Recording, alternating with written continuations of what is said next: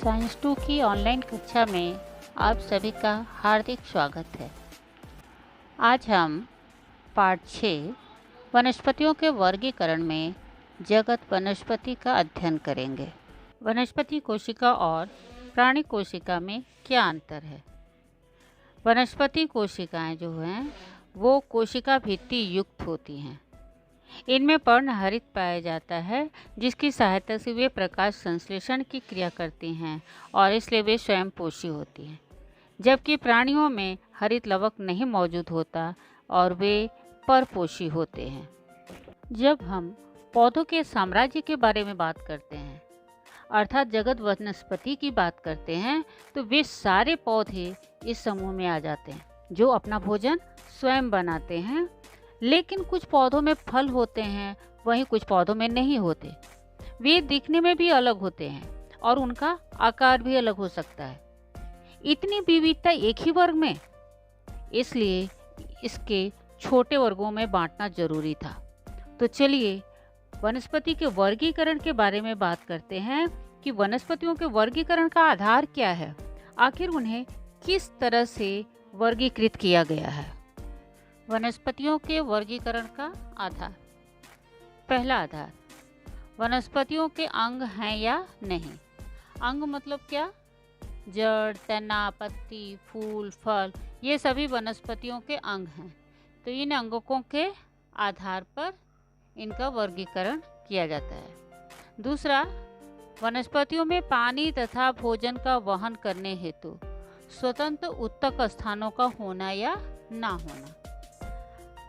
आगे हम लोग पढ़ने वाले हैं कि वनस्पतियों में पानी तथा भोजन का वहन करने के लिए संवहनी उत्तक होते हैं। अब ये संवहनी उत्तक क्या होते हैं?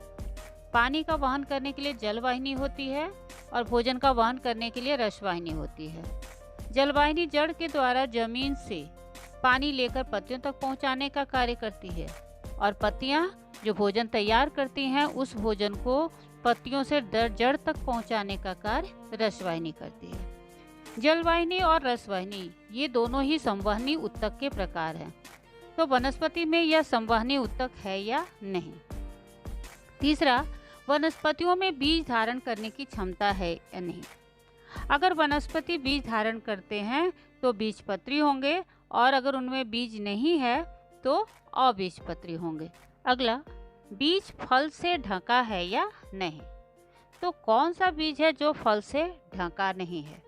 तो वो है जैसे कि काजू का फल ऊपर होता है और उसका बीज बाहर होता है, लेकिन सेब और आम इनका बीज फल से ढका होता है। पांचवा है बीज पत्रों की संख्या 1 या 2, अर्थात बीज को तोड़ने पर उनकी संख्या 1 होती है या 2। अब जैसे चीकू में बीज पत्रों की संख्या 1 ही होती है, अर्थात उनको तोड़ने पर वह अलग नहीं होता, लेकिन आम के बीज को तोड़ने पर वह 2 भागों में बढ़ जाता है। तो इन सभी आधारों पर वनस्पतियों का वर्गीकरण किया गया। 1883 में वनस्पति एचर ने वनस्पति जगत का 2 उपसृष्टियों में वर्गीकरण किया। पहला अबीजपत्री और दूसरा बीजपत्री।